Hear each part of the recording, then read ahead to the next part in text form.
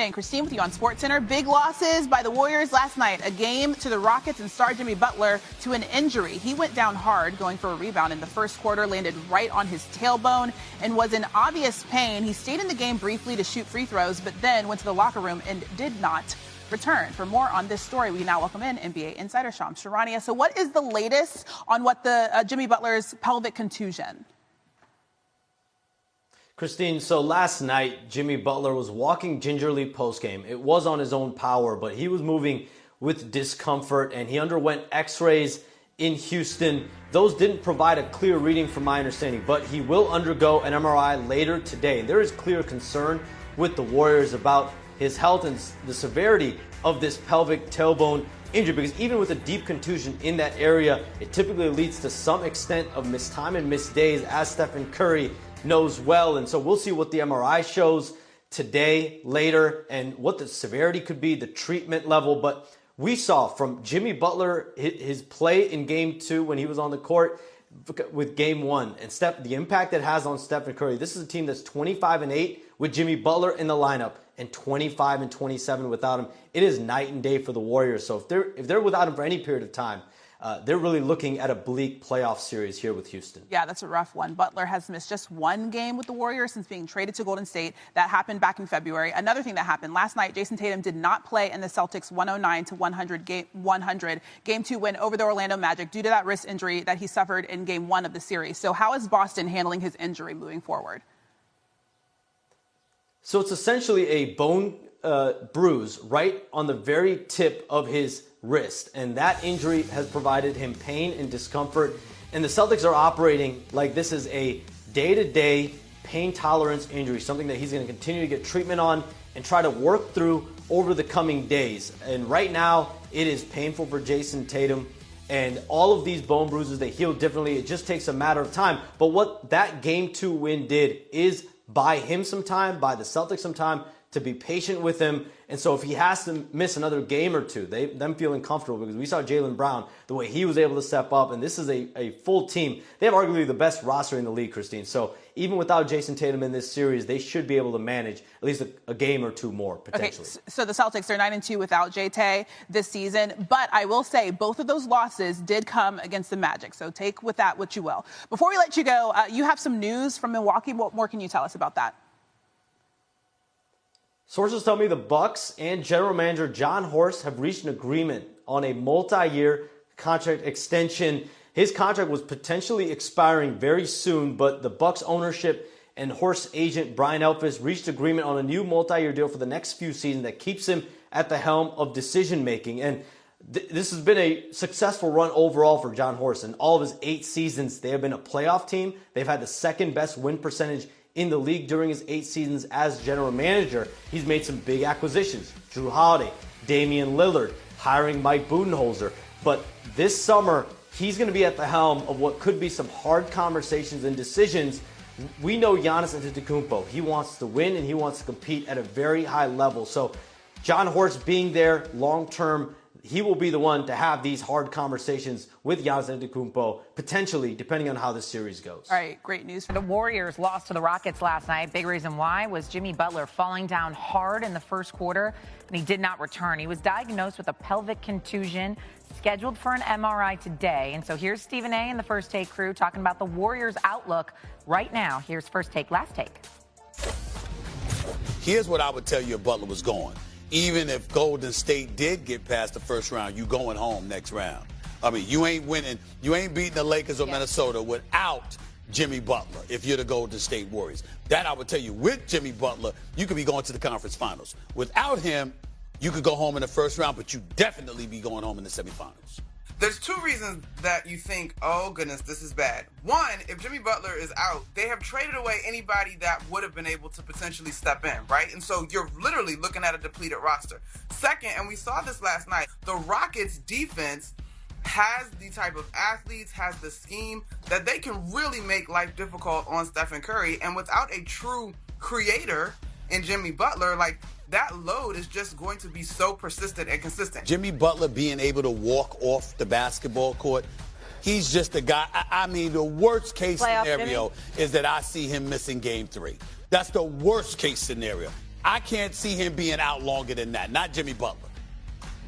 Well, we'll find out later today exactly what is going on with Jimmy Butler after that MRI. Now, the Warriors defense has experienced a significant drop-off when Butler is off the court this series. Golden State has outscored the Rockets by 7 points with him playing over the first 2 games, but has been outscored by 12 when it doesn't have its top deadline acquisition in Jimmy Butler. What about the Celtics and their big man, Kristaps Porzingis? He did his best professional wrestler impression last night. He took an elbow to the forehead from the Magic's Goga Batadze. That brought immediate and prolific blood. The wound required 5 stitches, but then Porzingis returned to the game. He kept playing, said he loves his WWE moments. So does Joe Mazzulla. Yeah, I do. I love watching him. I like watching him bleed on the court. I think it's important. And then he comes back in and does his job. So I do like that about him. See, now I thought Mazzulla was going to go on and on about how much he likes jiu-jitsu and the toughness of it. But nonetheless, he's like, hey, this is like a hockey game. Took some stitches, came back in the game, and nothing but a thing. Good for Porzingis. We call Porzingis a unicorn. Now he can have like a little horn coming out of his head. It's perfect. All right, let's go. It's goodness gracious, Jalen Green had himself an evening. Houston wins 109-94.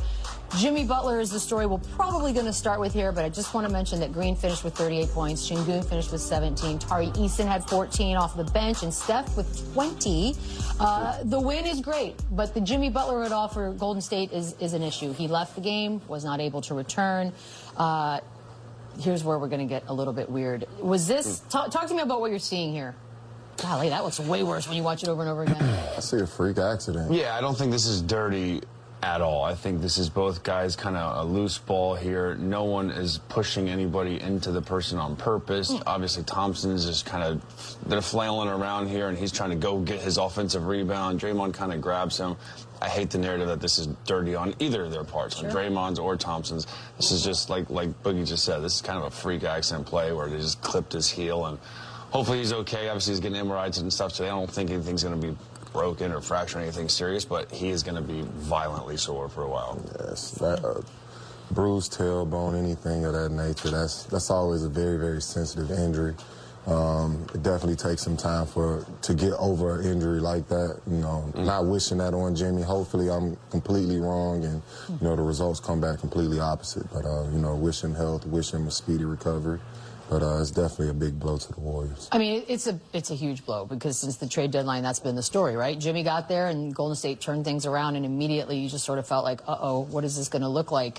If he does have to miss multiple games, how much trouble are they in? It's not great. We can see the difference, how much better of a team this is with Jimmy in the lineup. Offensively, just creating a little more separation, a little more second option for Steph Curry to not get guarded the way he usually gets guarded. And Udoka even said that afterwards. He said, we can now, with Jimmy out, shift our focus back to solely on Steph Curry, basically. So that hurts them to not have that counter. It obviously hurts their defense.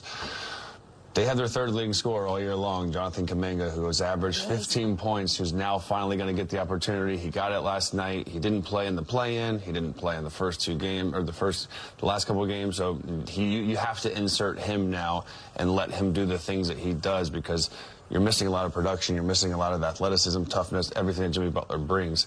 They're going to collectively have to find that somewhere else if he is out. If he is out. I don't know if he's going to be out. This is something I think he could just manage, right? It's like, it's a pain thing. And they do have the extra day. There's 2 days. They have 2 days off. That's great. So that's great for them. A lot of ice, a lot of cold tub, a lot of massage. But I hope it's nothing serious. Yeah, that was a scary fall, and you know, obviously they're going to depend on their guys coming off the bench, guys like Kuminga of that sort. But my fear is, at this point in the season, do we feel like the Warriors have lost Kuminga because possibly confidence issues? I watched him play last night, and he didn't seem too confident. He kind of seemed like he was a deer in the headlights. He didn't really have a flow. It didn't seem like he was really meshing with the team and what was going on. Honestly, it felt like most of the lineups that Steve put in last night were just kind of scraping and scrambling for the most part in the game. So I did notice that, and it's a bit of a concern in my eyes. And how could he not be a little bit rattled? Well, you're not being, because, number one, he's a free agent this summer, and you don't want to have any bad, you know, talks about on your name. You don't want any talks about you competing or things getting in your head.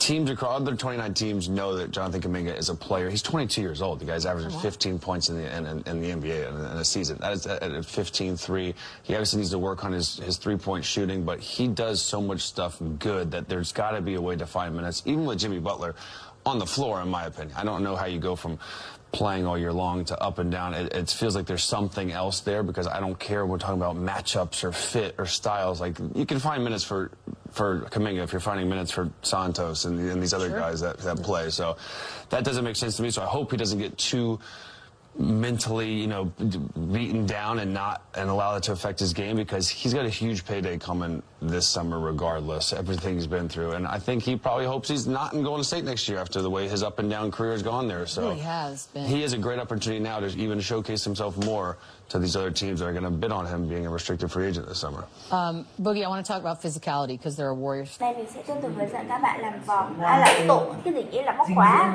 Cái móc khóa của mình sẽ có là hoa, bông hoa, tulip. Bây giờ bắt đầu làm nha. Và tulip màu xanh đi.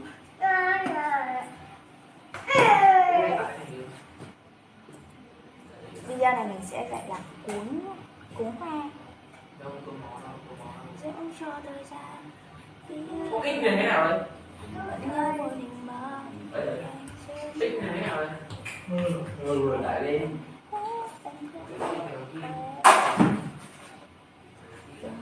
Hay rồi đấy. Giờ đi. Hay là cái việc mà file nó đi học ít chưa? Có thể là bạn đi lần.